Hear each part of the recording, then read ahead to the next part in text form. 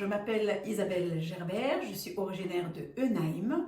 Je suis pasteur, je suis mariée à Lilian Gerbert qui est pasteur aussi. Nous avons 2 grandes filles. J'ai été d'abord pasteur de paroisse dans le secteur de Niederroden-Lauterbourg, une petite diaspora, pour ensuite être appelée au service dans un ministère spécialisé uniquement pour la jeunesse, aux EUL, et depuis 2012, je suis l'inspectrice ecclésiastique de l'inspection de Bouxwiller. Si je me trouve devant vous aujourd'hui comme candidate à la présidence de notre Église, c'est parce que j'ai répondu à de nombreux appels et encouragements dans ce sens.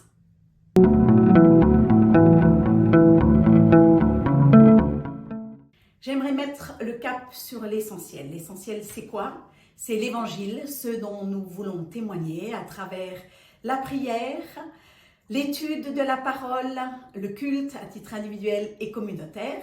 Cap aussi sur la jeunesse. J'aimerais que nous soyons inventifs et surtout à l'écoute des jeunes pour qu'avec leur passion, avec leurs compétences, ils trouvent leur juste place dans notre Église. Enfin, cap sur la diaconie, ça veut dire prendre soin des plus petits.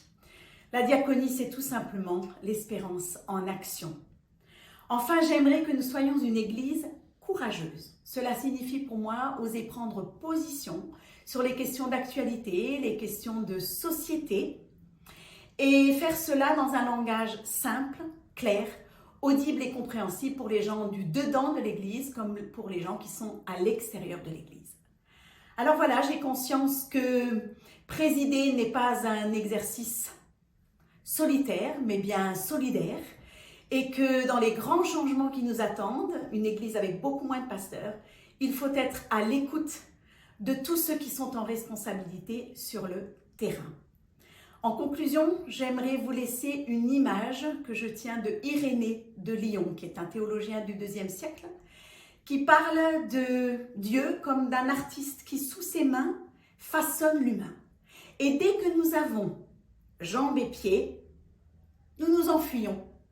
Alors de quoi s'agit-il? Eh bien, il s'agit pour nous de revenir nous mettre sous les mains de Dieu pour qu'il poursuive le travail entamé. Cela compte pour chacun, chacune d'entre nous. Cela compte aussi pour l'Église. Donc, laissons-nous réformer par Dieu. Je vous dis à bientôt pour vivre de belles choses ensemble en Église.